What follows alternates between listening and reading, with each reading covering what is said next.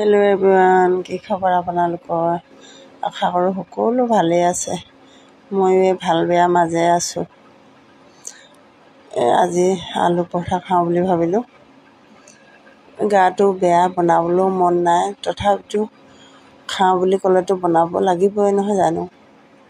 সেইটো কাৰণে আটা মাৰি ল'লোঁ ধুনীয়াকৈ।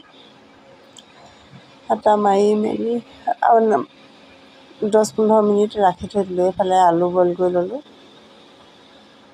আলু বইল কৰি ইয়াত সকলোখিনি মছলা দি ল'লোঁ। ধনিয়া গুড়ি, আদা নহৰু পেষ্ট, জিৰা, লাল মিক্স পাউডাৰ, হালধি, নিমখ সকলোখিনি মছলা দি এইখনে অলপমান হেৰি কৰি ল'লোঁ, গুড়ি কৰি ল'লোঁ। এইখনে যিহেতু সম্পূৰ্ণ গুড়ি নহ'ল, সৰু সৰুকৈ থাকিলেই টুকুৰা-টুকুৰি, সেইকাৰণে হাতেৰে একদম ধুনীয়াকৈ মিহি কৰি দিলোঁ। হাতে মিহি কৰি লৈ এতিয়া এইখিনি আলুখিনি ফ্ৰাই কৰিবলৈ লৈছোঁ দেই। আলুখিনি ফ্ৰাই কৰি ল'লে এই মছলা গোন্ধটো গুচি যায়গৈ, যিহেতু নহ'লে কেঁচা মছলা গোন্ধটো আলু ৰুটিৰ লগত দি দিলে মানে গোন্ধটো নাযায়। সেইটো কাৰণে মই সেই ফ্ৰাই কৰি ল'লোঁ। আপোনালোকে ফ্ৰাই কৰে নে নকৰে জনাবচোন। মই সেই ফ্ৰাই কৰি লৈছোঁ।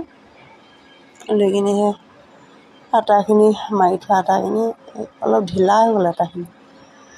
এইফালে আলুখিনি ভৰাই দিছোঁ।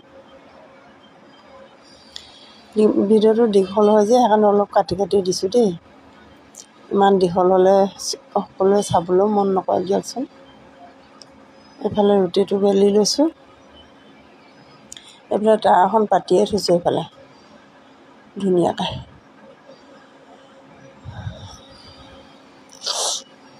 চৰ্দিও লাগি আছে, মাথা বিষ হৈ আছে, ডিউটি যাব পৰা নাই। এইফালে দেখিছেনে তেল দি ল'লোঁ। টাৱাখনত ধুনীয়াকৈ তেল মিলাই লৈছোঁ। মিলাই লৈ পিনে পৰঠাটো দি কিমান ধুনীয়াকৈ ফুলিছে দেখিছেনে বাৰু?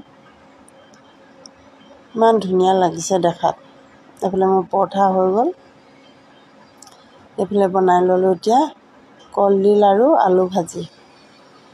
আমাৰ ইয়াত যিহেতু কলডিল পাবলৈ টান হয়, কল কিন্তু বহুত পাওঁ দেই মাৰ্কেটত, কিন্তু কলডিলটো পাবলৈ টান হয়। কেতিয়াবা কাঠচিত ওলায়, তাকো জাহাজী কলৰ ডিল হয়।